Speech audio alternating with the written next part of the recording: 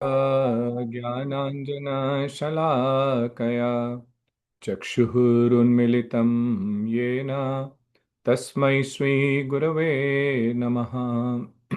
नमो विष्णुपादाय राधिकायै प्रियात्मने श्रीमद्भक्तिवेदान्त नारायण गोस्वामिनिति नामिने।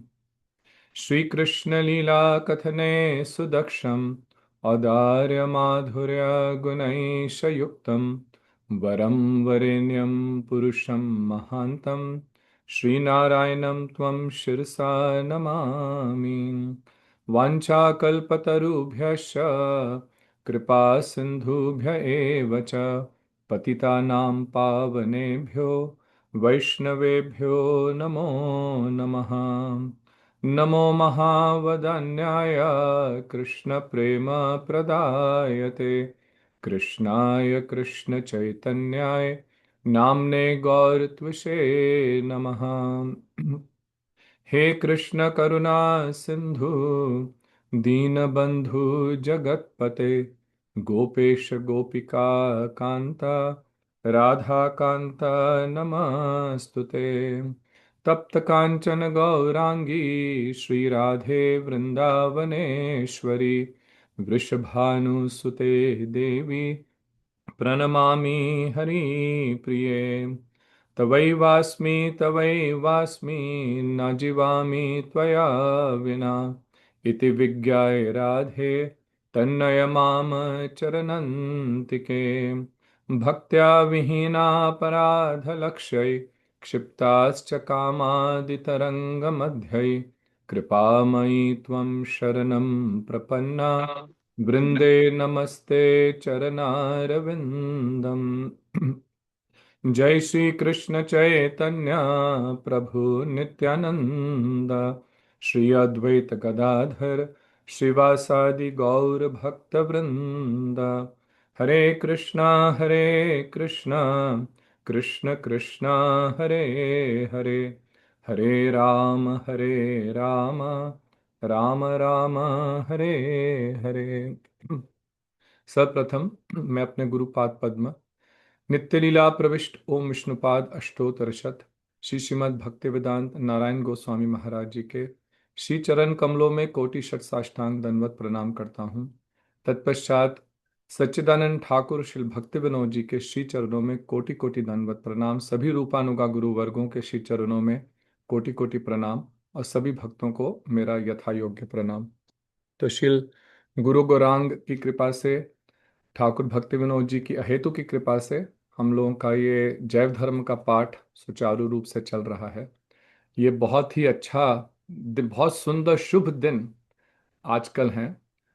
श्री जगन्नाथ बलदेव सुभद्रा जी की रथ यात्रा का समय है। अभी 2 दिन पहले रथ यात्रा हुई, उससे पहले गुंडीचा मार्जन था। गुंडीचा मार्जन वाले दिवस ही ठाकुर भक्ति विनोद जी का तिरोभाव दिवस भी था। तो आशा है आप सब लोगों ने रथ यात्रा में सम्मिलित हुए होंगे और ठाकुर जगन्नाथ भगवान जी का रथ खींचा होगा। बहुत ही सुंदर इसमें भाव हैं और गुरुदेव की भी बहुत सुंदर इस विषय में आजकल हरि कथा आ रही है। तो जगन्नाथ भगवान जी, बलदेव जी, सुभद्रा जी के श्री चरणों में प्रार्थना करते हुए आज का पाठ प्रारंभ करते हैं। तो यहाँ पे सभी वैष्णव एकत्रित हैं। गौराहृद के पूर्वी तरफ एक कुंज था। वहाँ के वैष्णवों के पास परमहंस दास बाबा जी और सभी वैष्णव आए हैं और एक नए वैष्णव जो सभा में बैठे थे उन्होंने प्रश्न पूछा कि जो वैष्णव नित्य धर्म का पालन करते हैं उनका जगत से किस प्रकार का व्यवहार होता है, अथवा जो संसार के लोग हैं और दूसरे वैष्णव भी हैं उन सब से किस प्रकार का व्यवहार होता है। तो इसका प्रश्न का उत्तर सबसे पहले हरिदास जी ने कहा अनंत दास बाबा जी से, लेकिन उनकी प्रार्थना पर हरिदास जी जो 100 वर्ष के थे और स्वयं नित्यानंद प्रभु का जिन्होंने दर्शन किया था, उन्होंने नित्यानंद प्रभु को प्रणाम करके इस प्रश्न का उत्तर देना प्रारंभ करा। और सबसे पहले उन्होंने बताया कि साधारण धर्म के 10 क्या उसमें लक्षण हैं, क्या गुण हैं, परंतु क्योंकि उसमें भी कृष्ण भक्ति का स्पष्ट रूप से निर्देश नहीं है, इसलिए वो बहुत लाभदायक नहीं है। और फिर उन्होंने उन लोगों के विषय में बताया कि जो अविवेकी हैं, जिनको धर्म का ज्ञान ही नहीं है। और जो आखिरी श्लोक हमने श्रीमद् भागवतम से पिछली बार करा, कि जो कर्तव्य कर्तव्य नहीं जानते उनको तो शास्त्रों में पशुवत बताया गया है। तो कह रहे हैं इन विषयों, इन ऐसे मनुष्यों के विषय में यह प्रश्न नहीं है। तो प्रश्न की व्यवहार कैसा होना चाहिए उनके विषय में है, जो भगवत भक्ति मार्ग का अवलंबन कर चुके हैं, जिन्होंने कृष्ण भक्ति में इस मार्ग में प्रवेश करा है, हरि नाम दीक्षा आदि भी ग्रहण करी है। तो कह रहे हैं कि उनके व्यवहार के विषय में अब हम लोग विस्तृत रूप से चर्चा करेंगे। और देखो, ये बहुत ही हम सबके लिए समझना महत्वपूर्ण है। यहाँ पे वो 3 श्रेणी के भक्त जो हैं, कनिष्ठ, मध्यम और उत्तम, उनके विषय में बताएंगे। अब यहाँ पे समझने की बात क्या है कि जब हम भक्ति में प्रवेश करते हैं, दीक्षा भी ग्रहण करी, परंतु स्वरूप ज्ञान होने तक और सिद्धि होने में अभी समय है। और इस मार्ग में चलते हुए कई प्रकार के जो हमारे पूर्व जन्मों के संस्कार हैं, उनके कारण हमारा व्यवहार देखा जाता है। कल भी हम लोग अपने भक्ति कुटीर के कार्यक्रम में, यहाँ पे श्रीपाद पद्मनाभ महाराज हैं, तो बहुत सुंदर इसी विषय में भगवत गीता के 3 अध्याय के 33वें श्लोक से चर्चा हुई कि भक्ति में आने के उपरांत भी पूर्व जन्मों के और इस जन्म के भी संस्कारों के कारण, संग के कारण हमारा जो व्यवहार है वो अवश्य नहीं कि पूर्ण वैष्णवता के अनुसार होगा। और इसे देख करके कई बार दूसरे लोग और भक्त लोग भी, इसी कारण से कई बार लोग दुखी हो जाते हैं। आप तो इतने वर्षों से मठ मंदिर जा रहे हैं, हरि नाम कर रहे हैं, तो देखिए आपके व्यवहार में अभी भी क्रोध है, आपके अभी भी कामुकता है। तो इस प्रकार का हम लोग प्राय ये सब देखते हैं। तो इसलिए इस को समझना कि अलग अलग श्रेणी के भक्तों का किस प्रकार का व्यवहार होता है और क्यों होता है, समझना बहुत आवश्यक है। अब देखो, ये जो बहुत सुंदर, इसमें भक्ति विनोद ठाकुर जी बड़ी विस्तृत चर्चा करेंगे और उसको हम लोग ध्यान पूर्वक धीरे धीरे समझेंगे। अब इसमें एक चीज समझनी है कि ये चर्चा इसलिए नहीं है कि हम ये कहें कि अरे वो भक्त तो निम्न कोटि का है और वे बहुत हाँ, हाँ, उसको, उससे घृणा आप करने लगे, है ना। या आप ये सोचें कि अरे मैं किसी से बहुत श्रेष्ठ हूं। तो इस कारण से ये जो भक्तों की श्रेणियां बताई गई हैं, इस कारण के लिए नहीं है, अपितु इस कारण के लिए हैं कि सबसे पहले तो हम अपनी स्थिति का ही निर्धारण करें कि हम किस लेवल पर हैं, और इस बात को भी समझें कि हमें एक लेवल से अगले लेवल पे अग्रसर होना है। जैसे बच्चा स्कूल में एडमिशन लेता है, तो स्कूल के अंदर एलिमेंट्री स्कूल है जिसे प्राइमरी स्कूल भी कहते हैं, फिर मिडिल स्कूल है, फिर हाई स्कूल है। और किंडरगार्टन में या फर्स्ट ग्रेड में एडमिशन स्कूल में जब बच्चे को मिलती है, तो उसका अर्थ यह नहीं है कि वो स्कूल से ग्रेजुएट हो गया, परंतु फर्स्ट ग्रेड में जो वो सीखता है, अगर वो अच्छी तरह से सीखेगा और जिस प्रकार से टीचर उसको सिखा रही है, समझा रही है, उसके आधार पर यदि वो सारा अपना पूरे वर्ष का होमवर्क करना, क्लास वर्क करना, टेस्ट आदि करेगा, तो वो निश्चित रूप से ही फिर सेकंड ग्रेड में जाएगा। इसी प्रकार से थर्ड ग्रेड में, फिर मिडिल स्कूल में, और फिर हाई स्कूल में जाकर के ग्रेजुएट होगा। तो जो मिडिल स्कूल के बच्चे हैं वो फर्स्ट ग्रेड के बच्चे को देख के ये नहीं कहेंगे कि तुझे कुछ आता नहीं, अपितु उसके प्रति एक कंपैशन रखेंगे, सिंपथी रखेंगे कि हाँ अभी ये लोग स्कूल में एडमिशन लिए हैं, और उनकी सहायता करेंगे। और जो उनसे बड़े हैं हाई स्कूल के, उनका आदर करेंगे। तो ये अलग अलग श्रेणियां हैं। तो कनिष्ठ, मध्यम, उत्तम, और इसमें भी फिर कई प्रकार की श्रेणियां हैं जिनका हम लोग चर्चा करेंगे। तो सबसे पहले इस बात को समझें कि कनिष्ठ का अर्थ यह नहीं है कि उससे हमें घृणा करें या उसको निम्न कोटि का भक्त समझें, परंतु वो अभी क्योंकि भक्ति में प्रवेश करे हैं, अभी पूर्ण रूपेण उन्हें अनुभूति, अभी तो अनुभूति का लेश मात्र भी नहीं है प्रारंभिक अवस्था में, तो इस कारण से उनका जो व्यवहार ऐसा देखा जाता है। तो ये सब समझ करके, कनिष्ठ, मध्यम और उत्तम समझ करके, हम दूसरे भक्तों के व्यवहार को समझ पाएंगे और स्वयं भी ठीक प्रकार से व्यवहार कर पाएंगे। तत्व सिद्धांत समझने के साथ साथ हम लोग किस प्रकार से वैष्णवता का आचरण करें, किस प्रकार से व्यवहार करें, ये बहुत ही आवश्यक है। कई बार हम लोग तत्व सिद्धांत तो समझ लेते हैं, लेकिन व्यवहार में बहुत कमी रह जाती है।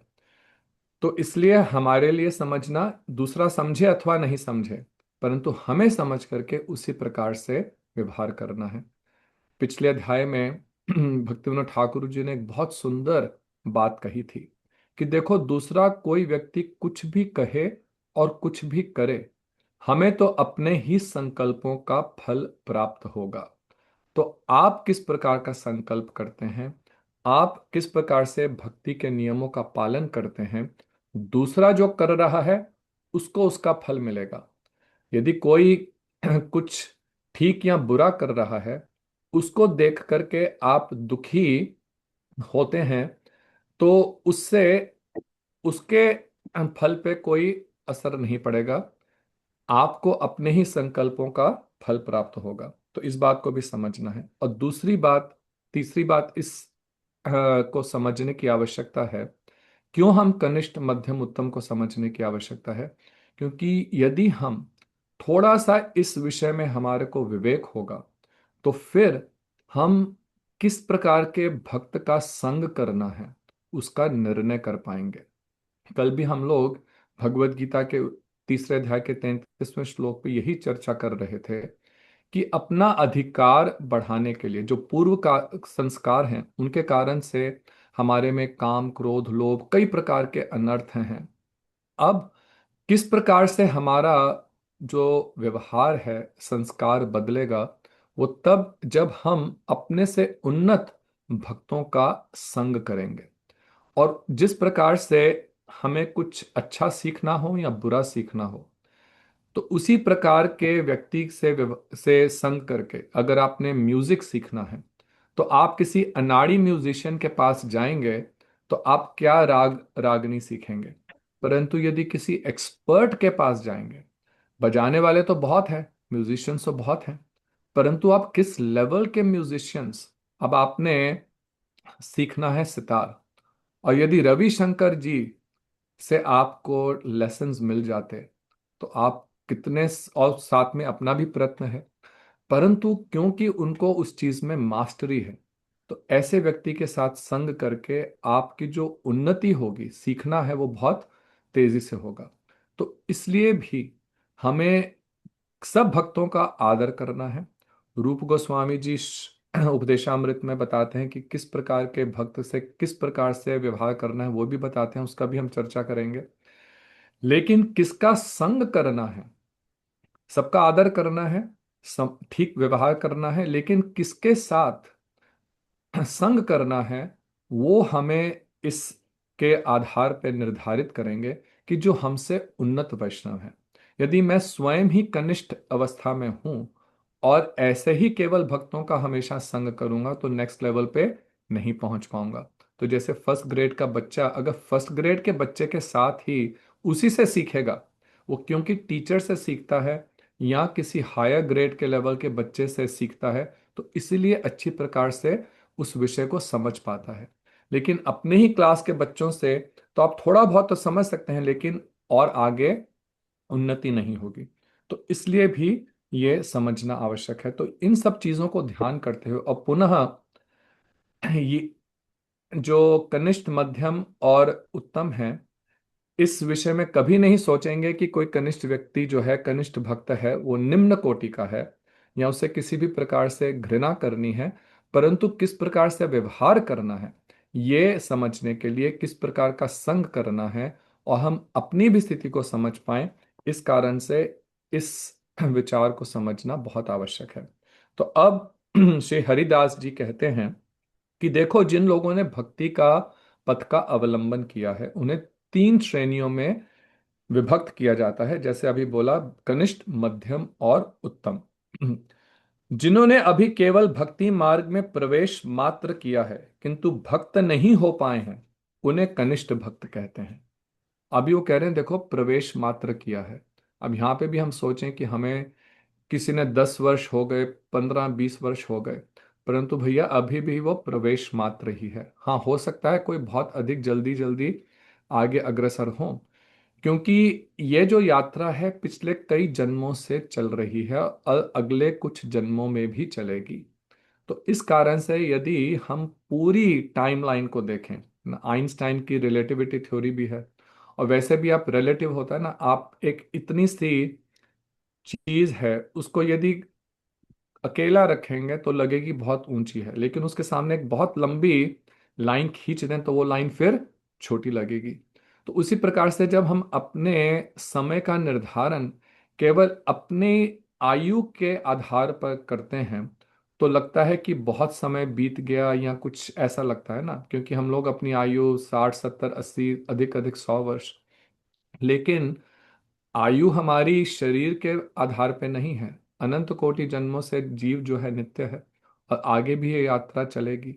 तो उसके रिलेटिव तो ये बहुत कम समय है, तो प्रवेश मात्र ही हुआ है। इसलिए उत्साह रखना बहुत आवश्यक है। कभी ऐसा निराशा नहीं हो, अरे हम इतने समय से कर रहे हैं अभी तक तो कुछ हुआ नहीं। हर बार यदि निरपराध भाव से भक्ति करते रहें तो हर अंग का पालन करते हुए हर क्षण जो हम कर रहे हैं, हरि नाम कर रहे हैं, कथा श्रवण सुन रहे हैं, स्मरण कर रहे हैं, सेवा कर रहे हैं, उस सब का प्रभाव पड़ रहा है। तो अभी कह रहे हैं कि जिन्होंने केवल प्रवेश मात्र किया है उनका लक्षण क्या है। तो यहाँ पे श्रीमद् भागवतम के 11वें स्कंध में नवयोगेंद्र आदि का बहुत सुंदर जो प्रश्न उत्तर हैं महाराज निमि से। तो महाराज निमि ने प्रश्न पूछा कि जो तीन प्रकार के भक्त हैं, अ, उनका किस प्रकार का, उनके लक्षण क्या हैं। तो ये अभी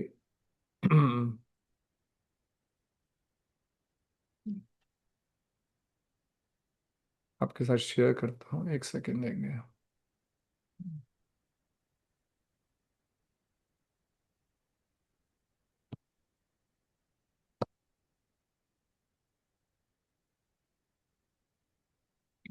तो पहले उन्होंने जो कनिष्ठ भक्त हैं उनका, उनके विषय में बता रहे हैं।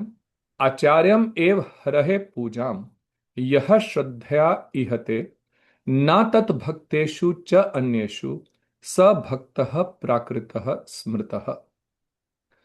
अब वो भक्त लोग जिन्होंने अभी भक्ति में प्रवेश किया है, गुरु दीक्षा, गुरु जी से दीक्षा भी ग्रहण करी है, उनके विषय में कह रहे हैं आचार्यम एव हरे पूजा, कि वो भगवान की, आचार्य अर्थात भगवान की, हरे अर्थात हरि की, भगवान के श्री विग्रह की बहुत श्रद्धया इहते, बहुत श्रद्धा से पूजा करते हैं। तो आप कहेंगे भैया यही तो भक्ति की में सब कुछ है कि अपने गुरुदेव की और ठाकुर जी की पूजा करो, और वो भी बहुत श्रद्धा से करो। तो बहुत श्रद्धा पूर्वक करते हैं सभी नियमों का पालन करते हुए, परंतु फिर भी उनको कनिष्ठ क्यों कहा गया।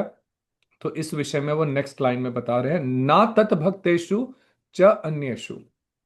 लेकिन जो अन्य भक्त हैं और दूसरे दूसरे जीवों की विशेष सेवा शुश्रूषा नहीं करते, उन्हें प्राकृत स्मृत, उन्हें प्राकृत अथवा कनिष्ठ भक्त कहा जाता है। तो वो शिव विग्रह की पूजा कर रहे हैं, गुरुदेव के प्रति भी पूर्ण रूपेण आश्रित हैं, परंतु ये भाव जो है वो अन्य वैष्णवों के प्रति, और यहां पे कह रहे हैं अन्य भक्त, अन्य वैष्णवी नहीं है, अन्य जीवों के प्रति भी उनके में ये भाव नहीं है। तो इस कारण से उनको प्राकृत कहा गया। अब इसका कारण क्या है, अब वो सिद्धांत बता रहे हैं। वो कह रहे हैं सिद्धांत यह है कि श्रद्धा ही भक्ति का बीज है। श्रद्धा पूर्वक भगवान की पूजा करने से ही भक्ति होती है, यह बात ठीक है। तो श्रद्धा से ही भक्ति मार्ग में प्रवेश होता है। आदौ श्रद्धा तथा साधु संग, श्रद्धा होनी चाहिए। अधिकतर लोग तो बिना श्रद्धा के सब जो भी करते हैं, मंदिर भी आते हैं अथवा और कुछ रिचुअल्स करते हैं, बहुत कम श्रद्धा होती है। परंतु जिसको श्रद्धा हो गई कि हाँ कृष्ण भगवान हैं, वे परम अखिल रसामृत सिंधु हैं, वे ही मेरे स्वामी हैं, मैं उनका नित्य दास हूं, इस बात की भी श्रद्धा हो गई। वो कह रहे हैं ये बात बिल्कुल ठीक है, यही श्रद्धा जो है भक्ति का बीज है। यही बीज धीरे धीरे इसी से अंकुर होंगे, और यही लता जो है बढ़ते बढ़ते वो गोलोक धाम तक, श्री कृष्ण के चरणों तक हमें पहुंचाएगी। कह रहे हैं ये बात तो ठीक है, तथापि भक्त की सेवा किए बिना केवल भगवान की पूजा को शुद्ध भक्ति नहीं कहा जा सकता। अब यहां पे जो बहुत इंपॉर्टेंट बात बता रहे हैं कि देखो, जो भक्तों की, दूसरे भक्तों की सेवा नहीं करते, उनसे ठीक उचित व्यवहार नहीं करते, तो उनको अभी हम प्रारंभिक अवस्था का ही भक्त समझेंगे। उनके अंदर भक्ति के पूर्ण स्वरूप की अभिव्यक्ति नहीं हुई है। तो भक्ति का के पूर्ण स्वरूप की अभिव्यक्ति अभिव्यक्ति का क्या अर्थ है? जिसके हृदय में वास्तव में भक्ति उदित हुई है। अब इसको अभी आगे और चर्चा करेंगे, शुद्ध भक्ति क्या है और भक्ति का आभास क्या है। जब सूरज निकलता है सुबह के समय, एक किरण से कुछ अंधकार दूर हो जाता है, परंतु सब जगह पूर्ण रूप से उजाला अभी नहीं होता। आप अपने कमरे में हैं, घुप अंधेरा है, सूर्य की एक किरण आई खिड़की के अंदर, तो कुछ उजाला हो गया और कुछ कुछ आपको दिखना नजर आया। लेकिन यदि आप बैठ करके ग्रंथ पढ़ना चाहते हैं तो नहीं पढ़ा जाएगा, क्योंकि अभी भी काफी अंधेरा है। तो अर्थात सूरज की रोशनी की अभी पूर्ण रूपेण अभिव्यक्ति, मैनिफेस्टेशन नहीं हुई है। और इसलिए क्योंकि पूर्ण उजाला नहीं हुआ, तो जो पूर्ण उजाले में कर सकते हैं वो अभी करना संभव नहीं है। ये अभी प्रारंभिक अवस्था है। तो उसी प्रकार से जब भक्ति पूर्ण रूपेण शुद्ध भक्ति हृदय में उदित होती है, तो भक्ति का अर्थ क्या है? प्रेम, निश्चल प्रेम। तो जिसको भगवान से वास्तव में प्रेम हुआ है, तो उसको स्वाभाविक ही रूप से सभी जीवों के प्रति, दूसरे वैष्णवों को तो छोड़िए, सभी जीवों के प्रति उसके हृदय में प्रेम और आदर का भाव होगा, और यथा योग्य सबके साथ वे व्यवहार करेंगे। गीता में और भागवतम में भी, गीता में भगवान ने कई जगह इस विषय को बोला है कि आत्मवत सर्वभूतेषु, सब में को अपने जैसे देखना, और सबको, सबके अंदर भगवान के, परमात्मा के दर्शन करना। तो जो केवल भगवान की मूर्ति में वहां तक तो विश्वास रखते हैं, है ना, उनके प्रति तो बहुत श्रद्धा पूर्वक किया, लेकिन अभी जो भगवान की अभिव्यक्ति है, केवल मूर्ति में ही तो भगवान नहीं है, उसमें तो है ही, ठीक है। जो गुरुदेव हैं वो भी भगवान की शक्ति के प्रकाश हैं, है ना, वो बात भी ठीक है। परंतु यहीं तक अपने को सीमित कर देना और इस बात को नहीं समझना कि उनका प्रकाश तो हर जीव में है, सर्वपूर्ण सृष्टि में सब जगह जो भी है वो भगवान की शक्ति से ही है, और सभी जीव उनके ही दास हैं। क्योंकि इस बात की अभी अनुभूति नहीं है, दूसरों को हम अभी भी उस जड़ शरीर में देखते हैं, और इस कारण से पृथक भाव। अभी बहुत सुंदर भागवतम में से कुछ श्लोक पढ़ेंगे जिसमें इसको बोला पृथक भाव अर्थात सेपरेटिस्ट मूड। तो इस कारण से अभी पूर्ण रूपेण रियलाइजेशन नहीं है और भक्ति की अभिव्यक्ति नहीं है। तो इसके बाद वो श्रीमद् भागवतम से एक और श्लोक उद्धृत करते हैं। उस श्लोक में ये तीसरे स्कंध के 10वें स्कंध के 84th श्लोक, जब भगवान कृष्ण, अभी देखो रथ यात्रा का प्रसंग चल रहा है। ये श्लोक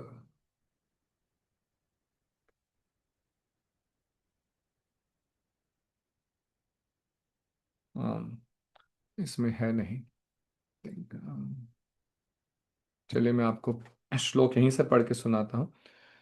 तो ये 10वें स्कंध में 84 जो अध्याय है, इससे पहले प्रसंग आ रहा है कि भगवान कृष्ण सभी द्वारका वासियों के साथ वे गए कुरुक्षेत्र में, और वहां पे ब्रज से भी नंद बाबा, यशोदा जी और गोपियां आई।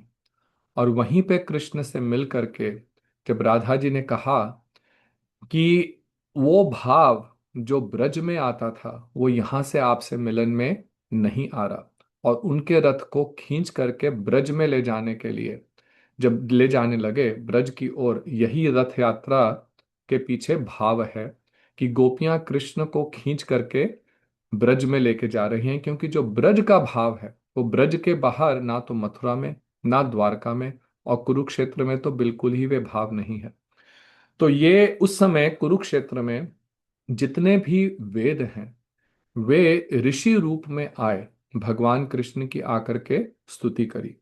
तो यहाँ पर भगवान श्री कृष्ण ऋषियों को कह रहे हैं, यस्य आत्म बुद्धि कुणपे त्रिधातु के स्वधि कल त्रादिषु भौम इज्जधि यत तीर्थ बुद्धि सलिले न करहिचित जनेषु अभिज्ञेषु सह एव गोखरः।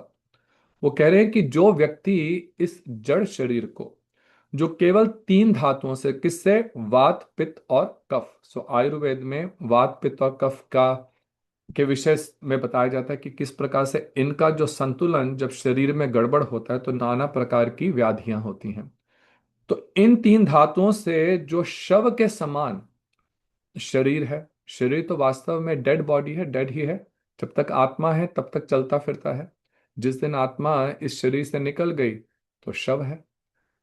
तो शव तुल्य शरीर को, इसी को वो जो व्यक्ति मैं, स्त्री पुत्र आदि को मेरा, तो मैं और मेरा जिसकी चर्चा हम लोगों ने पिछले अध्याय में बहुत सुंदर रूप से करी थी, इस मैं और मेरे का जो प्रकांड व्यापार है इसी को संसार कहते हैं। इसी मैं और मेरे में जो फंसा है, और मिट्टी पत्थर काष्ठ, काष्ठ अर्थात लकड़ी आदि के पार्थिव विकारों को, पार्थिव होता है जिसके अंदर कोई चेतना नहीं है, विकारों को ही इष्ट देव मानता है। अब देखो ये समझने की बात आवश्यक है, जो लकड़ी की मूर्ति बना ली, पत्थर की विग्रह बना लिया और उसी को भगवान समझा, लेकिन ऑल्टर से उतर करके जो भगवान के ही सब नित्य दास हैं, है ना, जितने भी बाकी जीव जंतु हैं उनके प्रति क्रोध, उनके प्रति घृणा, उनसे कपटता, यही तो संसार में देखते हैं।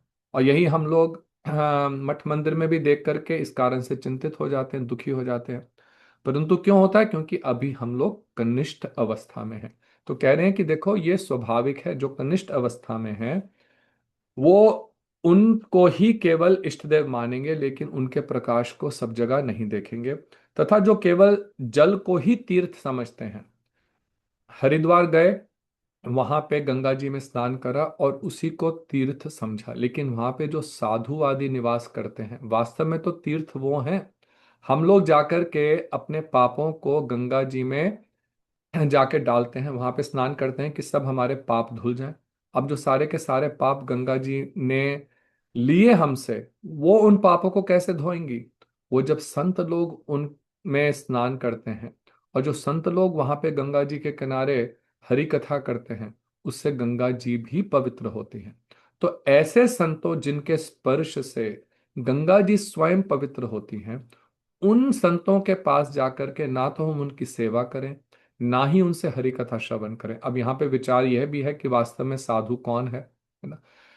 तो जो वास्तव में शुद्ध वैष्णव भक्त हैं, उनके उनसे कि जाके हरि कथा श्रवण नहीं करें, तो वो कह रहे हैं ऐसे व्यक्ति जो केवल तीर्थ में जाकर के जल को ही तीर्थ समझना। वृंदावन में बहुत भीड़ होती है, बिहारी जी के मंदिर में जाएं, लोग घंटों घंटों लाइनों में लगे हुए हैं, घंटों, और भीड़ में, और जाकर के दर्शन करने की कोशिश कर रहे हैं, लेकिन जाकर के क्या करेंगे? एक 5 सेकंड या 10 सेकंड के दर्शन के लिए, और आएंगे बाहर, बाहर आकर के लस्सी पी, चाट पकौड़ी खाई, और वापस दिल्ली की ओर चल पड़े।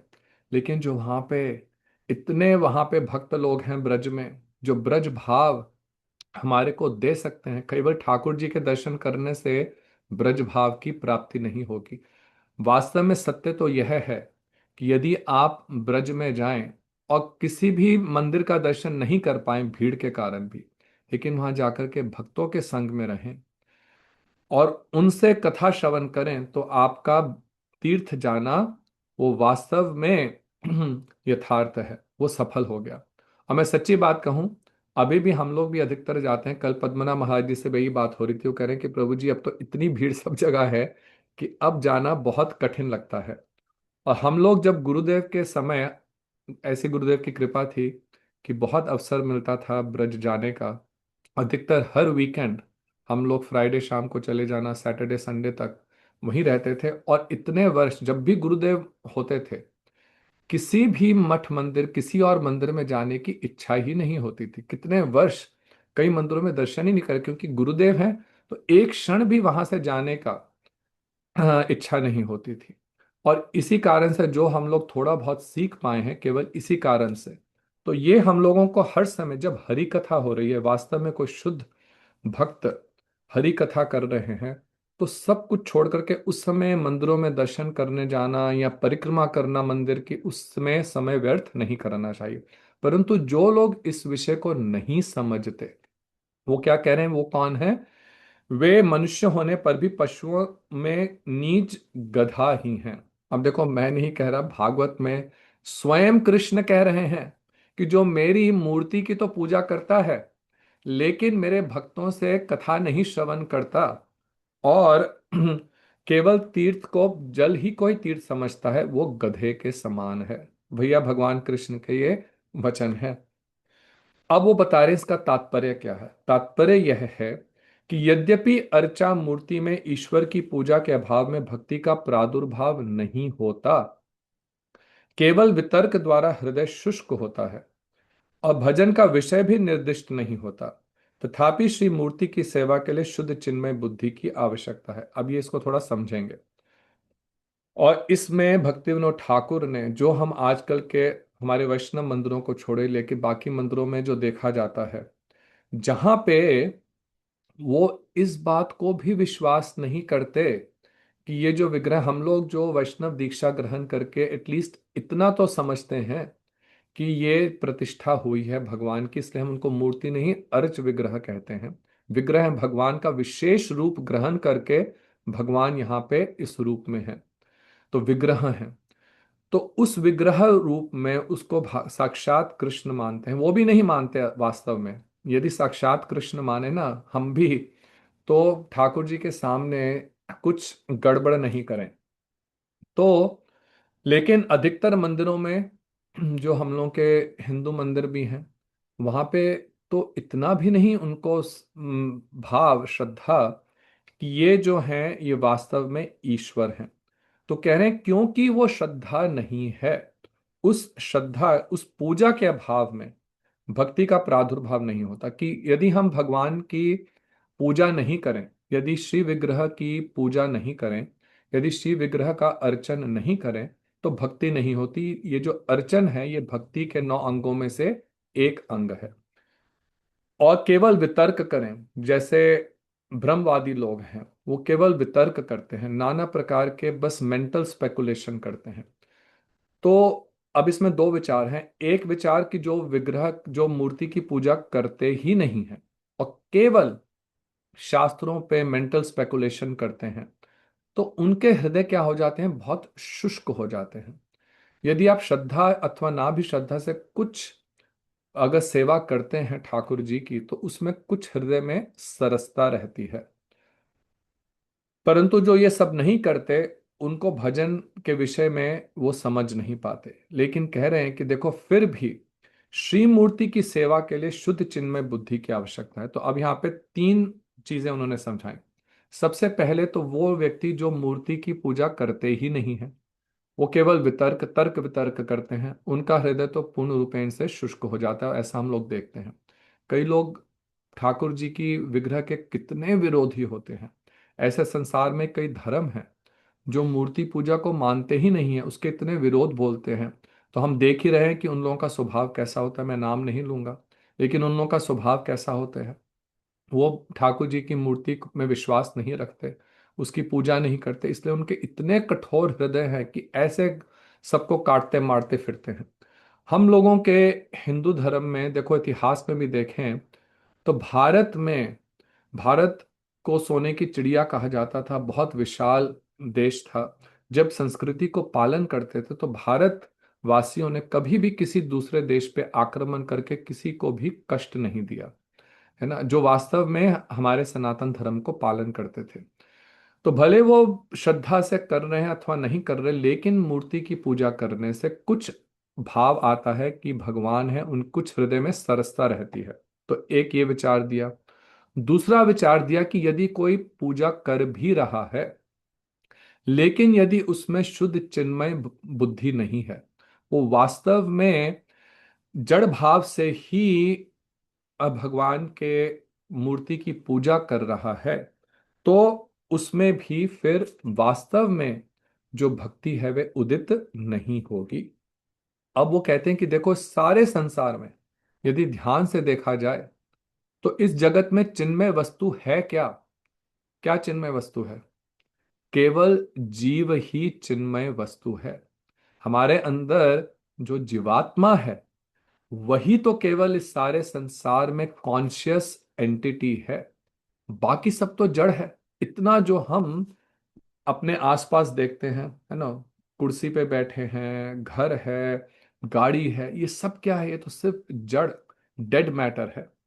तो सारे संपूर्ण सृष्टि में इतना जबरदस्त भगवान की जो ये सृष्टि है, जो जड़ सृष्टि है, इतना बड़ा यूनिवर्स है ना, और अनंत कोटि ब्रह्मांड है।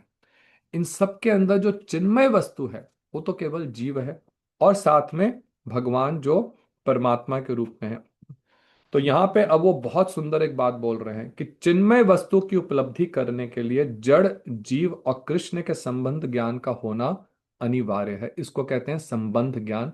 इसका हम लोगों ने पिछले अध्यायों में पाठ करा था कि यदि हम जो भगवान जो परम चिन्मय हैं और हम जो अणु चित वस्तु हैं, यदि हम उस परम तत्व को प्राप्त करना चाहते हैं, भगवान कृष्ण जो शुद्ध चिन्मय वस्तु हैं, हम भी शुद्ध चिन्मय हैं, परंतु अणु शुद्ध चिन्मय है, और श्री कृष्ण जो है वो बृहत, वो संपूर्ण शुद्ध चिन्मय वस्तु हैं।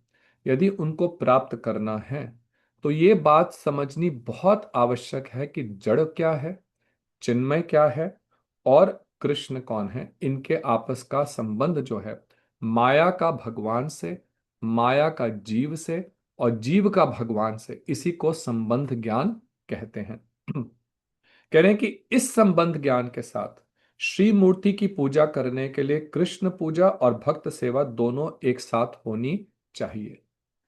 तो कह रहे हैं कि जिसको संबंध ज्ञान होगा, जो समझेगा कि भगवान कृष्ण का मैं नित्य दास हूं और जितने जगत में जीव हैं वो भगवान के ही नित्य दास हैं, वो मनुष्य हैं, वैष्णव हैं, वैष्णव नहीं है, जीव जंतु हैं, जब तक ये भाव नहीं होगा, ये संबंध ज्ञान नहीं होगा। क्योंकि देखो, यदि हम किसी और के प्रति क्रोध करते हैं, अभी एक किसी ने प्रश्न पूछा, इसको और आगे पढ़े, किसी के प्रति कामुकता का भाव रखते हैं, किसी के प्रति हम ईर्ष्या करते हैं, किसी से घृणा करते हैं, तो इसका अर्थ क्या है कि हम उसको वो शरीर, वो जड़ वस्तु ही समझ रहे हैं, है ना।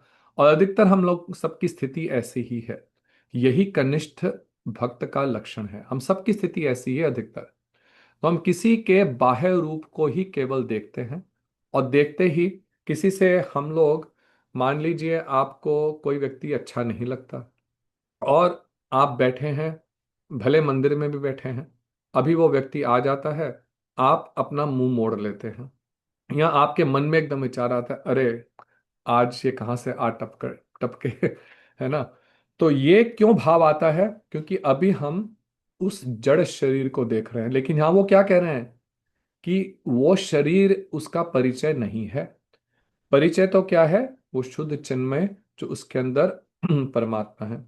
तो इसलिए गीता में भगवान कहते हैं, विद्या विनय संपन्ने ब्राह्मणे गवि हस्तिनी शुनि च एव शोपाके च पंडिता समदर्शिनः, कि विद्या विनय संपन्ने, जिसको वास्तव में विद्या प्राप्त हुई है और उस विद्या से जिसके हृदय में विनम्रता आई है। यदि विद्या, किसी भी प्रकार की विद्या हो, शास्त्र विद्या है, संसारिक विद्या है, आप बहुत अच्छे स्पोर्ट्समैन बन गए, कोई म्यूजिशियन बन गया, कोई आर्टिस्ट बन गया, ये सब प्रकार की विद्याएं हैं। परंतु यदि ये विद्याएं हम केवल अपनी अहंकार की पुष्टि के लिए करेंगे तो उससे विनम्रता नहीं आएगी। लेकिन यदि भगवत सेवा के भाव से जब ये विद्याएं अर्जित की जाती हैं तो विनय, तो वो कह रहे हैं विद्या विनय संपन्ने, जो विद्या और विद्या से जो वास्तव में हृदय में विनम्रता आनी चाहिए। अब देखो, हम लोग जैव धर्म पढ़ रहे हैं, ये विद्या है, ये ये आध्यात्मिक विद्या है। अब इसको पढ़ करके हृदय में विनम्रता आए कि देखो कैसे भक्त के लक्षण होने चाहिए, जो मध्यम और उत्तम भक्त हैं, और मैं किस प्रकार का भक्त हूं, तो उससे हृदय में विनम्रता आनी चाहिए। और लेकिन यदि इसको पढ़ करके हम देखें, देखो मैंने तो अभी जैव धर्म में पढ़ा, ये व्यक्ति ऐसा व्यवहार कर रहा है, ये तो कनिष्ठ है, इससे दूर ही रहें, तो अब इसमें विनम्रता नहीं आएगी, इसमें दंभ घमंड अधिक होगा। तो वो कह रहे हैं विद्या विनय संपन्न ब्राह्मणे गवि हस्तिनी, जो विद्या और विनय से संपन्न होकर ब्राह्मण, गवि अर्थात गाय, और हस्तिनी अर्थात हाथी, श्वपाके, और जो श्वपाक का अर्थ होता है जो कुत्ते को खाने वाला, बहुत निम्न जाति का है, उन सब में वो श्वपाके च पंडिता समदर्शिना, विद्या विनय संपन्न ब्राह्मणे गवि हस्तिनी शुनि च एव श्वपाके, और इन सब में जो है वो समदृष्टि रखता है, वो समदृष्टि रखता है, क्योंकि वो विद्या और विनय से सबके हृदय में भगवान के दर्शन करता है, परमात्मा के दर्शन करता है। तो इसलिए वो कह रहे हैं कि जो इस संबंध ज्ञान से च्युत है, जिसको ये संबंध ज्ञान नहीं है, अर्थात हो सकता है तत्व की दृष्टि से हो, लेकिन अभी उसकी बहुत कम अनुभूति है, तो वो केवल कृष्ण की पूजा तो कर रहा है, और कृष्ण की भी क्या पूजा कर रहा है? केवल मूर्ति की पूजा कर रहा है। वास्तव में कृष्ण की पूजा हो रही है कि नहीं, वो ठीक है, कुछ श्रद्धा से भगवान के विग्रह की पूजा कर रहे हैं, लेकिन भक्त सेवा नहीं है। परंतु यदि वो कह रहे हैं वास्तव में, यदि जिसको संबंध ज्ञान होगा वो दोनों की पूजा करेंगे, जिस श्रद्धा से चिन्मय तत्व के प्रति ऐसे आदर का भाव होता है, ऐसे उसे शास्त्रीय श्रद्धा कहते हैं। तो अब वो श्रद्धा को दो प्रकार की श्रद्धा बता रहे हैं, पहले शास्त्रीय श्रद्धा और फिर बताएंगे लौकिक श्रद्धा। तो ऐसी श्रद्धा जिससे भगवान के प्रति और भगवान के भक्तों के प्रति इस प्रकार का प्रेम का भाव उत्पन्न होता है, और ऐसी श्रद्धा से जिससे चिन्मय तत्व, चिन्मय तत्व अब दो हैं, केवल भगवान ही चिन्मय नहीं है, जीव भी चिन्मय है। तो दोनों के प्रति, अणु चैतन्य और बृहत चैतन्य, जीव और भगवान दोनों के प्रति आदर का भाव हृदय में आता है, उसे वे कह रहे हैं शास्त्रीय श्रद्धा। और जो इस यथार्थ संबंध को नहीं जान करके श्री मूर्ति की पूजा करते हैं, उसका आधार केवल लौकिक श्रद्धा है। अब वो कहेंगे भैया शास्त्र तो हमने भी पढ़े, लेकिन शास्त्र को पढ़ना और शास्त्र को समझना ये दो अलग अलग बातें हैं। तो केवल हम यदि शास्त्र पढ़ रहे हैं और मूर्ति पूजा भी कर रहे हैं, वो कह रहे हैं ये केवल लौकिक श्रद्धा है, इससे में कोई चिन्मयता का भाव नहीं है, क्योंकि ना तो भगवान के विग्रह के प्रति, ये स्वयं भगवान है इसलिए, और उनके सेवकों के प्रति भाव नहीं आता, तो ये केवल लौकिक श्रद्धा है। ये भक्ति का प्रथम द्वार है, और इस कारण से यह शुद्ध भक्ति नहीं है। शास्त्रों में भक्ति के द्वार तक पहुंचे हुए मनुष्यों का लक्षण इस प्रकार कहा गया है। तो अब वो बता रहे हैं कि देखो, जिसने केवल अभी एडमिशन लिया है स्कूल में, अभी प्रवेश किया है, उसके क्या लक्षण हैं, वो शास्त्रों में बता रहे हैं। गृहीत विष्णु दीक्षा को विष्णु पूजा परो नरः, वैष्णवो अभिहितो अभिज्ञ ही इतरो अस्मात् अवैष्णवः। जो विष्णु मंत्र से विधिवत दीक्षित होकर विष्णु की पूजा करते हैं, उन्हें शास्त्रविद पंडित जन वैष्णव की संज्ञा देते हैं, उनके अतिरिक्त सभी अवैष्णव हैं। तो कह रहे हैं जो वास्तव में गुरु पद आश्रय करके विष्णु मंत्र में दीक्षा ग्रहण करते हैं, और केवल औपचारिक रूप से नहीं, आजकल तो ये केवल औपचारिकता रह गई है ना, लेकिन जो वास्तव में एक सतगुरु के पद आश्रय करके और दीक्षा का अर्थ क्या है उसको समझ करके वास्तव में पूर्ण रूपेण सरेंडर के भाव से, समर्पण के भाव से जो विष्णु दीक्षा ग्रहण करते हैं, मंत्र ग्रहण करते हैं, उनको वो कह रहे हैं वैष्णव कहा जाता है, बाकी सब अवैष्णव हैं।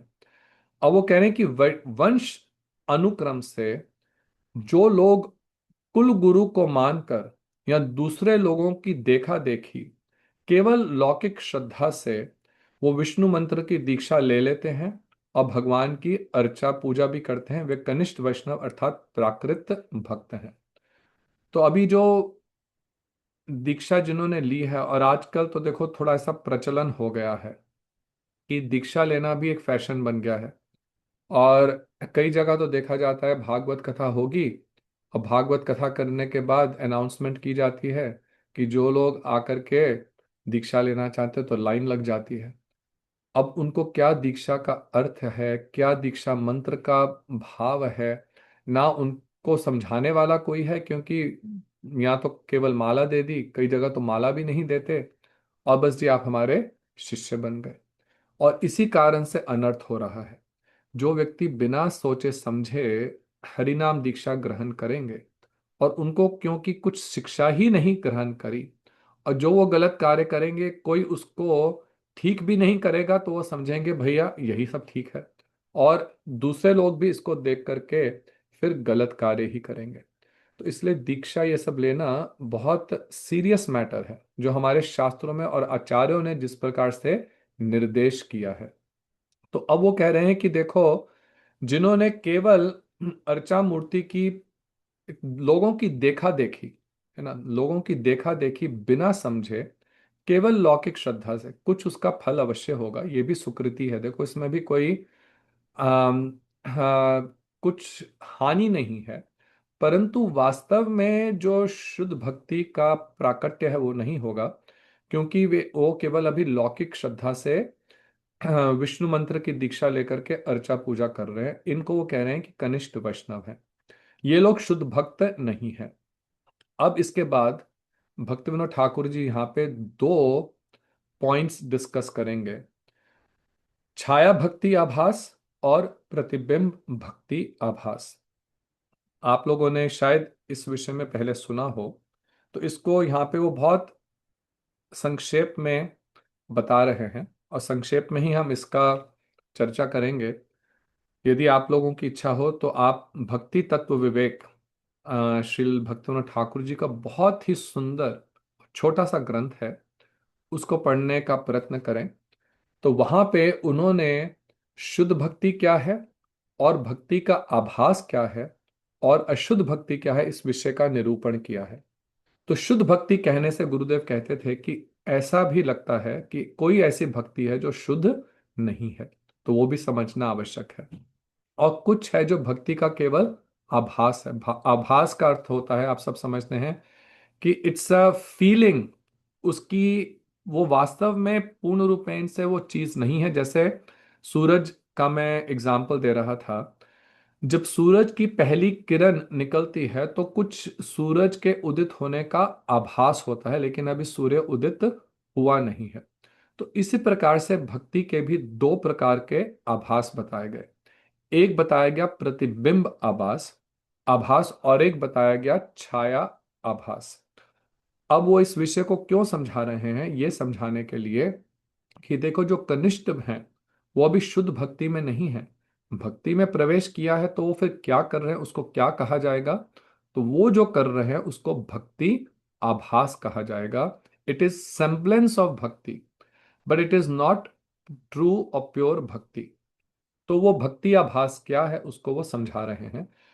और उसमें सबसे पहले वो बता रहे हैं कि ये दो प्रकार के आभास समझने आवश्यक है। श्री रूप गोस्वामी जी भी भक्ति रसामृत सिंधु में बताते हैं, श्री प्रतिबिंब तथा छाया रति आभास द्विधा मतः।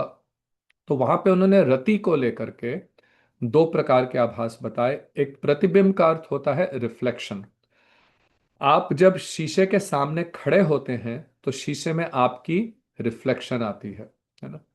और जब आप कभी बाहर खड़े हैं, है ना, शाम के समय या सुबह किसी समय भी जब सूरज है और या किसी लैंप पोस्ट के नीचे खड़े होते हैं तो आपकी एक वहां पे छाया आती है ना। तो दो प्रकार की, एक आप शीशे में अपनी रिफ्लेक्शन देखते हैं और एक रिफ्लेक्शन आप जमीन पे देखें जिसको छाया कहते हैं। तो एक को प्रतिबिंब कहते हैं और एक को छाया कहते हैं। तो जीव गोस्वामी यहाँ पे बता रहे हैं, ये बहुत सुंदर, बहुत डिटेल में भक्ति तत्व विवेक में श्री भक्ति विनोद ठाकुर ने बताया है। तो वहाँ पे वो जीव गोस्वामी का बस यहाँ पे एक थोड़ा सा मैं आपको शेयर कर रहा हूँ। वो कह रहे हैं कि उपाधि रहित भक्ति स्वरूप सिद्धा भक्ति है, और उपाधि युक्त युक्त होने से भक्ति आभास है। अब शुद्ध भक्ति का भी आगे जाकर के वो वर्णन करेंगे। हम लोगों ने पिछले अध्याय में जो पढ़ा था कि नाना प्रकार की उपाधियां हम मैं और मेरे के कारण इकट्ठी कर लेते हैं, है ना। नाना प्रकार की उपाधियां, कि मैं स्त्री हूँ, पुरुष हूँ, मैं गोरा हूँ, काला हूँ, लंबा हूँ, नाटा हूँ, पतला हूँ, मोटा हूँ, दुखी हूँ, सुखी हूँ, ज्ञानी हूँ, अज्ञानी हूँ, अमेरिकन हूँ, इंडियन हूँ। नाना प्रकार की उपाधियां हम लोग एकत्रित कर लेते हैं। भक्ति मार्ग में आने पे भी उपाधियां एकत्रित कर लेते हैं। मैं इस संप्रदाय का हूँ, उस संप्रदाय का हूँ, इस इंस्टीट्यूशन का, उसका हूँ, यहाँ। तो एक नाना प्रकार की उपाधियां इकट्ठी कर लेते हैं। तो भक्ति, शुद्ध भक्ति का जो वर्णन शास्त्र में किया गया, सर्वोपाधि विनिर्मुक्तम, कि जब सब प्रकार की उपाधियों से मुक्त हो जाते हैं, तत्परत्वेन निर्मलम ऋषिकेश ऋषिकेन सेवनम भक्तिर उत्तमा। तो जीव गोस्वामी कहते हैं कि जब सब प्रकार की उपाधियों से व्यक्ति रहित हो जाता है तब स्वरूप सिद्धा भक्ति है। और जब तक ये उपाधियां रहती हैं तब तक भक्ति का आभास है। वो बड़ा सुंदर एक बता रहे हैं कि देखो, उपाधि का अर्थ क्या है। उपाधि का अर्थ है आवरण, कवरिंग। अब आपके पास एक बहुत चमकती हुई, मान लीजिए मणि है, बहुत चमकती हुई मणि है और उसमें बहुत प्रकाश है, लेकिन उसके ऊपर आपने नाना प्रकार के चीजें डाल दी। आपने उसके ऊपर एक मोटा सा कंबल डाल दिया, उसके और फिर एक किसी संदूक के अंदर बंद कर दिया, उसको फिर एक और संदूक के अंदर बंद कर दिया, फिर उसको कमरे में कर दिया। इस तरह के कई उसके ऊपर आवरण डाल दिए। अब वो जब तक आवरण, आपने चलो वो कमरे को खोल दिया, लेकिन मणि का प्रकाश अभी भी नहीं होगा। लेकिन आपने अब तिजोरी को भी खोल दिया, तब भी मणि का हो सकता है हल्का सा कुछ प्रकाश आए, लेकिन अभी भी प्रकाश नहीं होगा, क्योंकि अभी भी उसके ऊपर एक दो कई कंबल और कई चीजें हैं। तो ये जितने भी आवरण हैं, जितनी भी उपाधियां हैं, जीव गोस्वामी कहते हैं ये सब के सब क्या है, ये आवरण है, ये कवरिंग्स हैं हमारी आत्मा के ऊपर। और जब तक ये उपाधियां रहेंगी, जब तक ये कवरिंग्स रहेंगी, तब तक वास्तव में जो आत्मा का स्वरूप है उसका प्रकाश नहीं होगा। इसलिए कहा सर्वोपाधि। उन्होंने ये नहीं कहा कि एक दो उपाधियों से मुक्त हो जाओ। तो हमारे जो शास्त्र है ना, वो बहुत सटीक हैं, बिल्कुल दो शब्दों में बिल्कुल सत्य बोलना। तो क्या कह रहे हैं, सर्वोपाधि, सारी उपाधियों से, जितनी भी प्रकार की कवरिंग्स हैं, इनसे सब सब प्रकार से जब मुक्त हो जाएगा, तब तो शुद्ध भक्ति है। और जब तक ये उपाधियां रहेंगी, तब तक केवल भक्ति का आभास है। तो अब ये वो बता रहे हैं कि ये जो आभास है, ये दो प्रकार का है। एक तो प्रतिबिंब और एक छाया। जो प्रतिबिंब है, जब आप खड़े होते हैं शीशे के सामने, तो जो आप अपनी शीशे के अंदर रिफ्लेक्शन को देख रहे हैं, उसका आपसे कोई भी संबंध नहीं है, आपसे वो जुड़ी हुई नहीं है ना। तो इसको वो कह रहे हैं कि ये जो है, ये वो लोग जो कि निर्विशेषवादी हैं, जो कर्म कांड में हैं, और वो जो केवल भक्ति के नाम पे अनर्थ करते हैं, ये सब जो लोग हैं, ये अपराधी हैं। प्रतिबिंब भक्ति आभास की गणना अपराध में होने के कारण इसमें वैष्णवता नहीं है। यहाँ पे उन्होंने केवल एक लाइन में बताया। इसको पूरा समझने के लिए भक्ति तत्व विवेक का अगर दूसरा अध्याय पढ़ेंगे, बहुत डिटेल में इसकी उन्होंने चर्चा करी।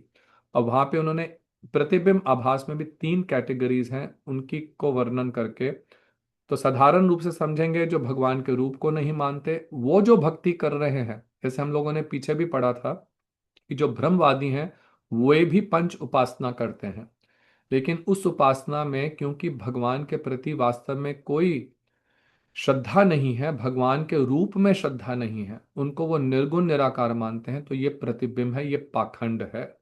स्पष्ट शब्दों में यदि कहें, तो यदि हम इस प्रकार को नहीं समझेंगे और हर मंदिर में जाकर के, क्योंकि वो लोग किस भाव से कर रहे हैं, यदि उसको नहीं समझेंगे, तो हम फिर शुद्ध, फिर इस कारण से हम निर्णय नहीं कर पाएंगे। इसलिए सबसे पहले मैंने कहा कि ये जो पूरा हम चर्चा कर रहे हैं, उसमें ये समझना कि हमारे में ये विवेक उदित हो कि कहाँ पे संग करना है। आदर सबका करना है, किसी से घृणा नहीं करनी, किसी के प्रति कोई अपराध नहीं करना, लेकिन संग किसका करना है वो समझना।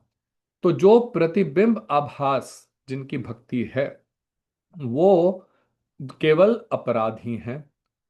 और छाया भक्ति क्या है? अब जब छाया जो होती है, तो प्रतिबिंब तो जो निर्विशेषवादी हैं, जो कर्म कांडी हैं, इनका तो भक्ति से कुछ लेना देना ही नहीं है, भले वो मंदिर बना करके पूजा कर रहे हैं। लेकिन जो छाया भक्ति है, छाया जब आपकी होती है, तो छाया का आपसे कनेक्शन है। आप खड़े हुए हैं, आप जैसे मूव करेंगे, छाया भी आपके साथ साथ चलेगी, है ना। शीशे के सामने से तो आप हट गए, तो आपकी रिफ्लेक्शन भी चली गई, लेकिन छाया जो है आपके साथ साथ चलेगी। तो इसी कारण वो कह रहे हैं छाया भक्ति आभास में वैष्णवता का कुछ कुछ आभास होता है। तो भक्ति तत्व विवेक में भक्ति विनोद ठाकुर जी कह रहे हैं कि प्रतिबिंब भक्ति आभास है, वो तो कुटिलता और धूर्तता है, उसमें और कुछ नहीं है। लेश मात्र भी उसमें भक्ति नहीं है, केवल कपटता है और कुटिलता है।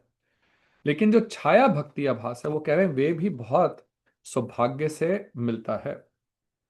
भाव छाया जो है, एक बार उदित होने पर, यदि ये जो छाया भक्ति आभास है, एक बार उदित होने पर उत्तरोत्तर वृद्धि को प्राप्त होती है। तो कह रहे हैं यदि ये भक्ति आभास, जो छाया भक्ति आभास है, ये बात भी यदि एक बार हृदय में उदित हो जाए, और यदि हमें ठीक प्रकार के भक्तों का संग हो, और यदि हम अपराध नहीं करें, तो यही बढ़ते बढ़ते बढ़ते बढ़ते ये स्वरूप ज्ञान, ये हमारे को उदित होकर के शुद्ध भक्ति में ले जाएगी। इसके भी उन्होंने दो प्रकार बताए, उतनी डिटेल में हम नहीं जाएंगे, पर स्वरूप ज्ञान भाव जनित और भक्ति उद्दीपक वस्तु शक्ति जनित, छाया भक्ति के भी उन्होंने दो प्रकार बताए। लेकिन यहां पे समझेंगे इस बात को कि छाया भक्ति आभास जो है, वो ठीक है, उसमें कुछ भक्ति का आभास है, वो हमें शुद्ध भक्ति की ओर लेकर के जा सकता है, कि यदि हम अपराध नहीं करें और शुद्ध भक्तों के संग में रहें। और ये भी बड़े सौभाग्य से प्राप्त होता है, क्योंकि यह भक्ति की पूर्व अवस्था है, और इससे भी क्रमशः मध्यम और उत्तम वैष्णव हुआ जा सकता है। परंतु जैसा भी हो, इन लोगों को शुद्ध भक्त नहीं कहा जा सकता। तो बता रहे हैं कि जो कनिष्ठ हैं, वो छाया भक्ति आभास है, लेकिन इनको शुद्ध भक्त नहीं कहा जाएगा। ये लोग लौकिक श्रद्धा के साथ श्री अर्चा मूर्ति की पूजा करते हैं और साधारण लोगों के लिए कहे गए 10 लक्षणात्मक धर्म के अनुरूप ही इन लोगों का दूसरों के प्रति व्यवहार होता है। भक्तों के लिए शास्त्रों में जो निर्दिष्ट व्यवहार हैं वे इनके लिए नहीं है। सबसे प्रमुख बात तो यह है कि कौन भक्त है, कौन अभक्त है, यह समझ लेने की शक्ति या बुद्धि इन लोगों में नहीं होती। तो ये एक कनिष्ठ का लक्षण है कि वो भक्त और अभक्त में निर्णय नहीं कर पाता। ये दृष्टि मध्यम आने पर, ये विवेक मध्यम स्थिति पे आने पर उत्पन्न होता है, या धीरे धीरे जैसे जैसे हम कनिष्ठ में भी हम उत्तम स्थिति पे आएंगे। यह अधिकार मध्यम कोटि के वैष्णवों का होता है। तो अब इसके बाद वो मध्यम कोटि के वैष्णवों का वर्णन करेंगे। उसमें एक तो अभी यहाँ पे एक दो हम लोग और पॉइंट्स जो इस विषय में हैं।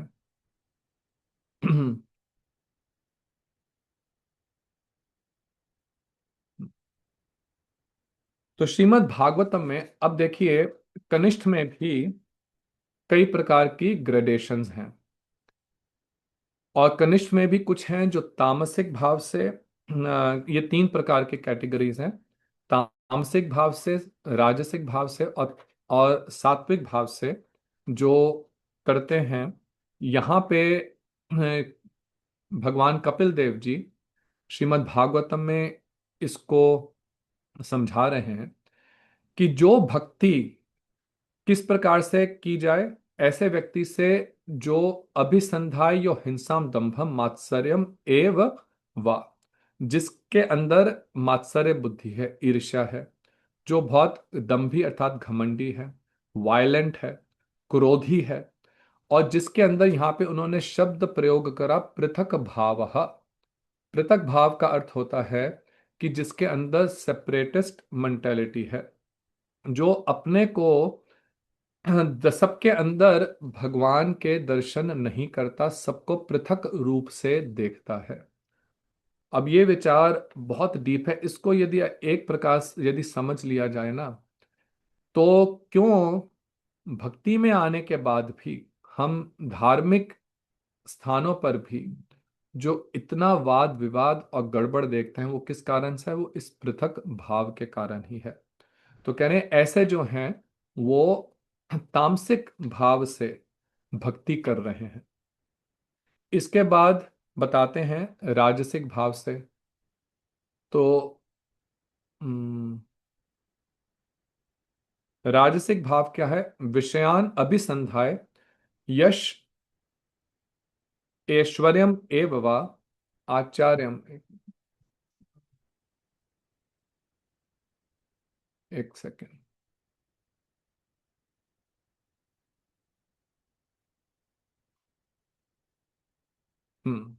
विषयान अभिसंधाय यश ऐश्वर्यम एव वा आचार्यात अवर्चयत यो माम पृथक भाव स राजसः।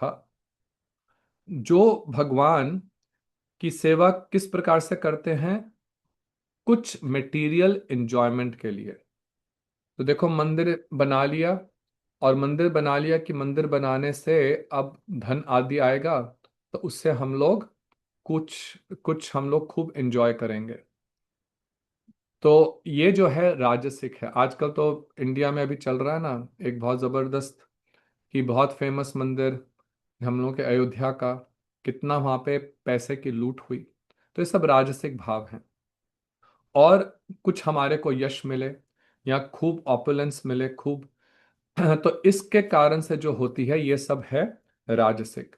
और सात्विक जो है, कर्म निहारम उद्देश्य परस मिन्वा तत् यत जेद्य अष्टव्याम इति वा पृथक भावा स सात्विकः। लेकिन जब कोई भगवान की सेवा करता है, अपने सारे जो भी कार्य कर रहा है उनके फलों को भगवान को अर्पित करते हुए, किस भाव से? कि जो भी उसके अंदर फल की इच्छा का जो अवगुण है उससे वे मुक्त हो जाए, इसलिए सब चीजों को भगवान के अर्पित करते हुए, भगवान को अर्पित करते हुए करता है, उसको कहते हैं सात्विक, सात्विक भक्ति। लेकिन ये तीनों के तीनों अभी भी कनिष्ठ कैटेगरी में हैं। इसकी चर्चा हम थोड़ी सी अगली बार और करेंगे, क्योंकि कनिष्ठ जो है उसके अंदर भी तीन कैटेगरीज हैं: कनिष्ठ कनिष्ठ, कनिष्ठ मध्यम और कनिष्ठ उत्तम। जिस प्रकार से जब आप एलिमेंट्री स्कूल में जाते हैं तो उसमें भी ग्रेड हैं, फर्स्ट सेकंड थर्ड। तो कनिष्ठ में भी आप अलग अलग लेवल से एक से दूसरे लेवल में कैसे स्वभाव का अंतर होता है और कैसे वो व्यक्ति दूसरों के साथ व्यवहार करता है, इसको थोड़ा सा हम लोग अगली बार भी चर्चा करेंगे। तो उससे ये जो टॉपिक है और क्लियर हो जाएगा। तो आज का हम लोग यहीं पे विश्राम देते हैं। कनिष्ठ अधिकारी जो हैं उनके विषय में बहुत सुंदर रूप से चर्चा हुई। अगली बार इसी विषय को थोड़ा सा और समझ करके फिर जो मध्यम अधिकारी भक्त हैं उनका क्या लक्षण है, और उसी प्रकार मध्यम में भी तीन श्रेणियां हैं। इसको इसलिए हम लोग थोड़ा सा डिटेल में समझने का प्रयत्न कर रहे हैं क्योंकि ये टॉपिक बहुत आवश्यक है। यदि इसको समझ जाएंगे तो हमारा अपना व्यवहार सबसे ठीक होगा, और दूसरों का व्यवहार कैसा है उसके कारण भी हम लोग दुखी नहीं होंगे अथवा भ्रमित नहीं होंगे। ठीक है, हम लोग यहीं पे आज का विश्राम देते हैं। और अब सबके प्रश्न हैं जो भक्तों के। हाँ जी रमा जी, आपका प्रश्न है। हरे कृष्ण प्रभु जी। प्रभु जी, मुझे लगता है ये क्लास मतलब मेरे लिए ही थी। प्रभु जी, ये सबके लिए, मेरे, हम मत, सबके लिए ही है।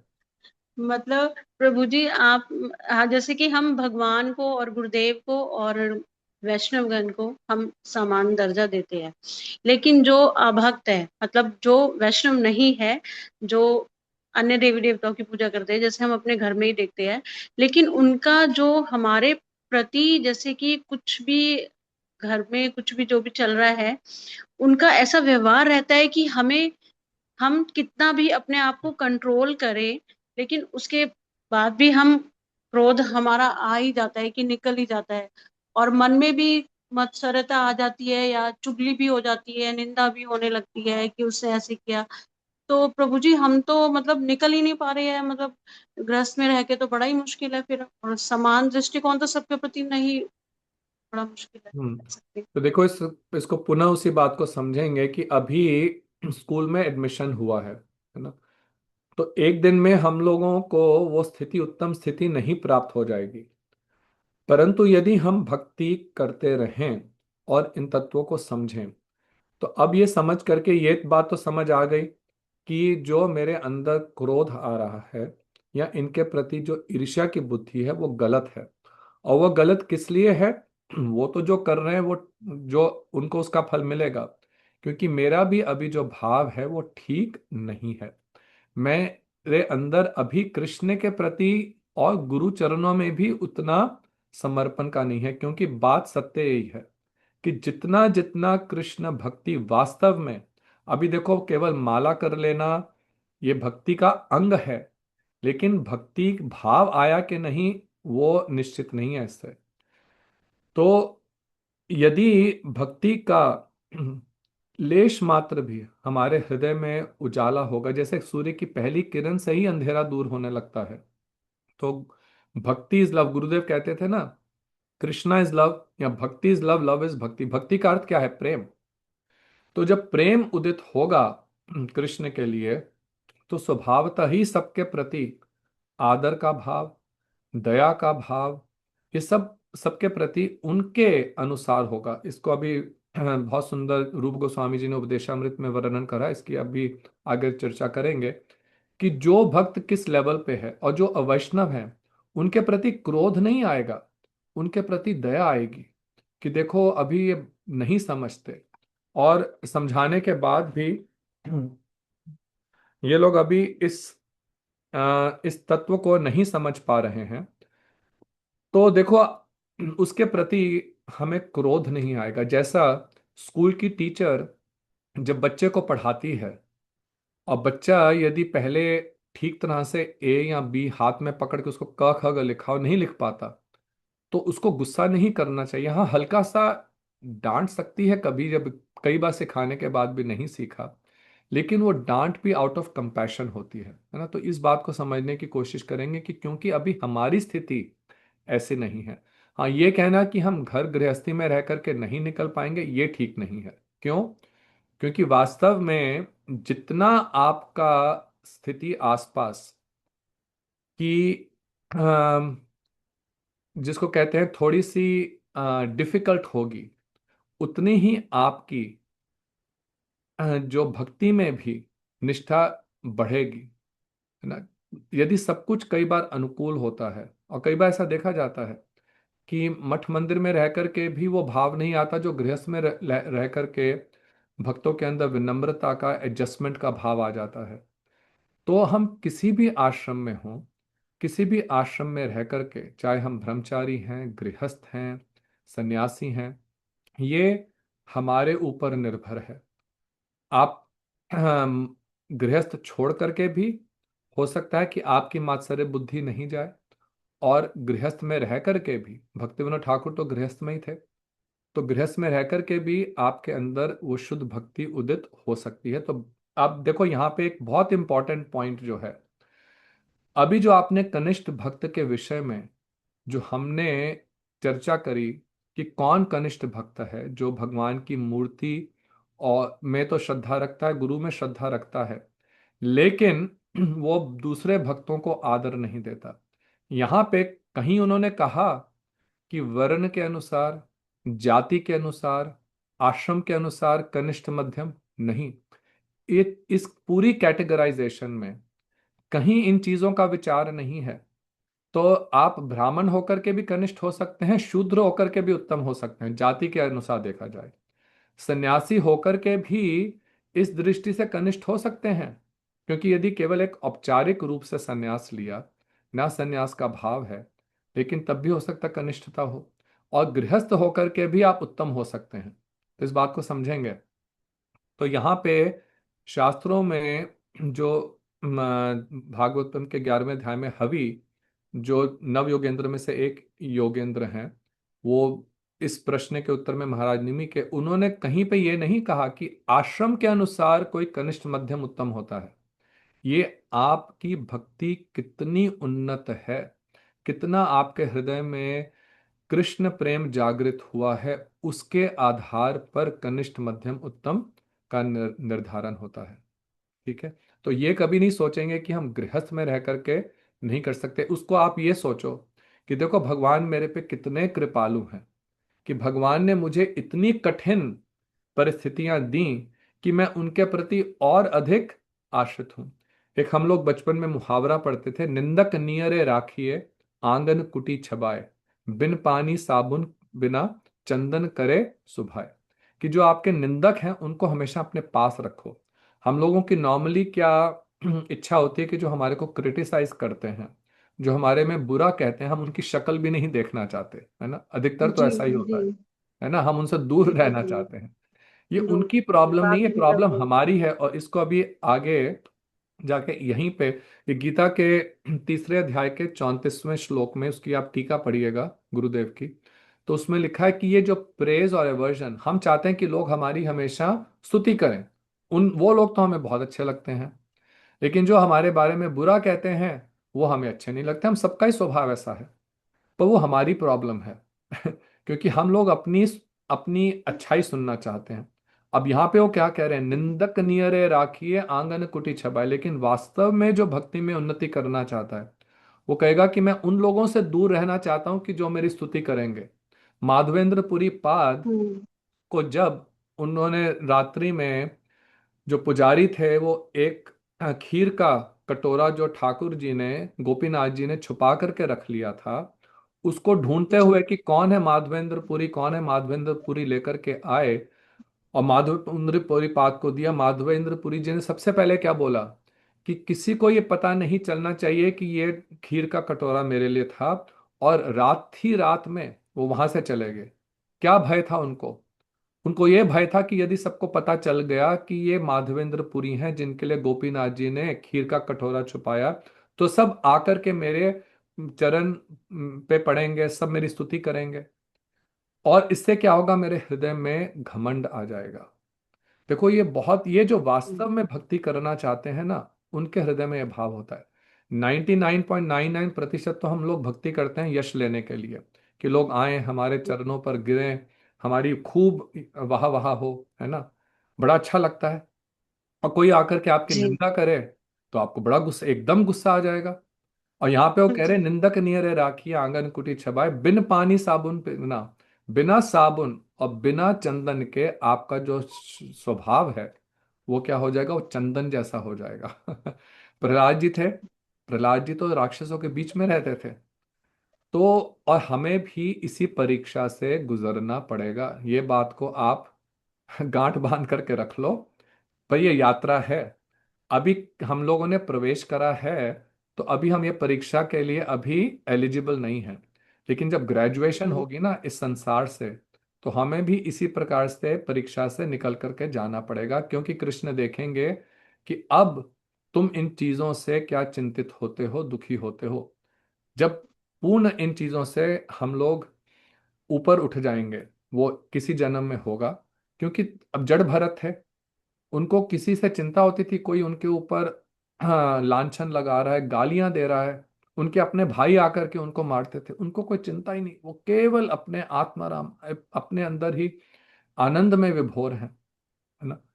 तो आपके प्रश्न का थोड़ा लंबा उत्तर दिया, लेकिन प्रश्न उसका समझने वाली बात, और इसी सारे हाँ जो हम जी ये हाँ जी। चर्चा कर रहे हैं कि हमारी अभी प्रारंभिक स्थिति है, उसमें ये होना भी स्वाभाविक है। लेकिन यदि हम भक्ति करते रहें, धीरे धीरे धीरे हम भी उस स्थिति पर पहुंच जाएंगे। जी प्रभु, ठीक है। प्रभु जी ऐसे मतलब जैसे हम सोचते हैं कि भक्ति बड़ी आसान है, नहीं है, बिल्कुल बहुत मुश्किल है। भक्ति बहुत आनंदमय है, भक्ति मुश्किल आनंद भी में तो नहीं है। है, और वास्तव में प्रभु जी भक्ति मुश्किल नहीं है। मुश्किल क्या है, अपने अनर्थों से देखो, भक्ति मुश्किल नहीं है। क्या करना है भक्ति में, हम्म, बैठ करके हरि नाम करना है। अब हरि नाम करने में क्या मुश्किल है, कोई ना तो हमें प्रभु यज्ञ जी लेकिन करना जो है। हमारे, जैसे आपने बताया हमारे अनर्थ है, जो हमारे हाँ, पिछले मुश्किल वो संस्कार है, चले आ रहे हैं ना, उनसे वो छुटकारा पाना बड़ा ही मुश्किल है। वो अब वही भक्ति तो करेगी। अब जो मैल से भरा हुआ जो कपड़ा है उसको धोना तो पड़ेगा ना। पर ये जो साधन है, देखो ये जो अनर्थ हैं ये किसी और साधन से नहीं जाएंगे। आप करोड़ों जन्मों तक यज्ञ करते रहो, अश्वमेध यज्ञ करते रहो, करोड़ों जन्मों जी तक बैठ करके ध्यान लगाए रहो, नहीं लेश मात्र भी नहीं जाएंगे।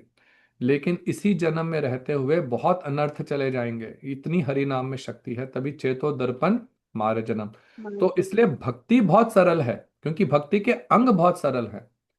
आप जिस दिन भक्ति में हरि नाम में आनंद आने लगेगा, तो माला छूटेगी नहीं हाथ से, कृष्ण कथा में आनंद आने लगेगा, छूटेगी नहीं। तो सब चीजें भक्ति की बहुत सुंदर हैं। ठाकुर जी का श्रृंगार करना, उनको भोग लगाना, कीर्तन करना, भक्ति बहुत सरल है। पर जैसा कहा कि जो अनर्थ है वो अब क्या है, कि जैसे हम लोग अब हरि नाम कर रहे हैं, वो अनर्थ जिसका हमारे को ज्ञान भी नहीं था, क्योंकि हम उनके अंदर बह जाते थे, है ना। अब वो हमें लगता था यही मैं हूं, और यदि मुझे गुस्सा आ गया तो उसमें क्या बड़ी, उस व्यक्ति ने गलत किया है, मैंने तो ठीक करा, हम्म गुस्सा आ गया। हम्म लेकिन अब उस चीज का भक्ति के कारण आभास होने लगा है ना। पहले हमें इस चीज का जी आभास ही नहीं था, है ना। नहीं नहीं, अब वो बिल्कुल ठीक आभास कह होने रहे हैं। लगा, तो भक्ति अपना कार्य कर रही है, मेडिसिन अपना काम कर रही है, वो रोग निकाल रही है। पर अब वो रोग लेकिन निकल प्रभु रहा है जी तो वो उसके कारण जैसे थोड़ी कि तड़प होती हम, है। प्रभु जी जैसे कि हमें पता है कि सब कुछ ठीक चल रहा है, लेकिन हम सब कुछ जानते हैं, लेकिन उसके बाद भी हम फिर भी गलत क्यों कर रहे हैं? मतलब मन में आ रहा है कि हम गलत कर रहे हैं या हमें इस साइड नहीं जाना, फिर भी हम वहीं पर जा रहे हैं बार बार। तो हम क्यों तो नहीं बच अभी पा रहे हैं वो मतलब? चित्त की दुर्बलता है, चित्त की दुर्बलता है। तो यही गीता में अर्जुन ने भी कृष्ण से पूछा, इसी तीसरे अध्याय में।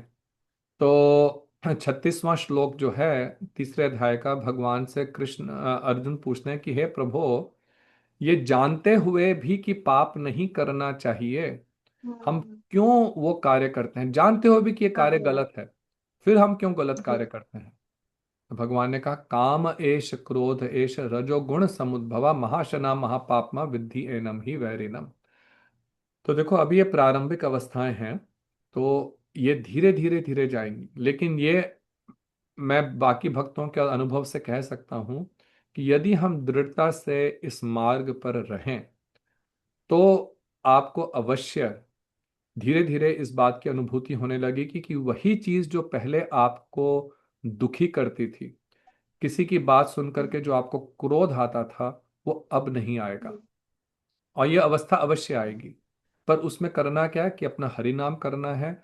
और जो हम लोग श्रवण कर रहे हैं, देखो जो हम लोग ये गीता भागवत जैव धर्म जो हरि कथा श्रवण करते हैं, वो श्रवण करने का तभी फल है कि जब हम उसको कॉन्शियसली अपनी लाइफ में फॉलो करें। तो एक होता है भजन जो कि बिना विवेक से हम कर रहे हैं, अनकॉन मतलब कि बस कर रहे हैं। और एक होता है कॉन्शियस भजन। तो भजन जो है वो तभी फलदायक होगा जब हम कॉन्शियसली करें उसको। जब मन में विचार आते हैं तो उस बात का फिर ध्यान करें कि हाँ, ये मेरे मन में विचार आ रहा है, इससे मुझे ऊपर उठना है, उसमें बहे नहीं। तो इन चीजों के विषय में कॉन्शियस रहें। जी, ठीक है। Thank you so much. ठीक। और किसी का प्रश्न? चलिए, आप सबका बहुत बहुत धन्यवाद। तो अगली बार हम इसी चर्चा को आगे करेंगे। तो आप लोग प्रयत्न करके इस ये केवल हम लोगों ने आज पृष्ठ पढ़े, 2 पेज पढ़े, इसको आप पढ़ने का प्रयत्न करें। और यदि कोई प्रश्न हो तो अगली बार पूछिएगा। ठीक है। हरे कृष्णा गौर प्रेमानंदे हरि हरि बोल। श्री गुरुदेव की जय।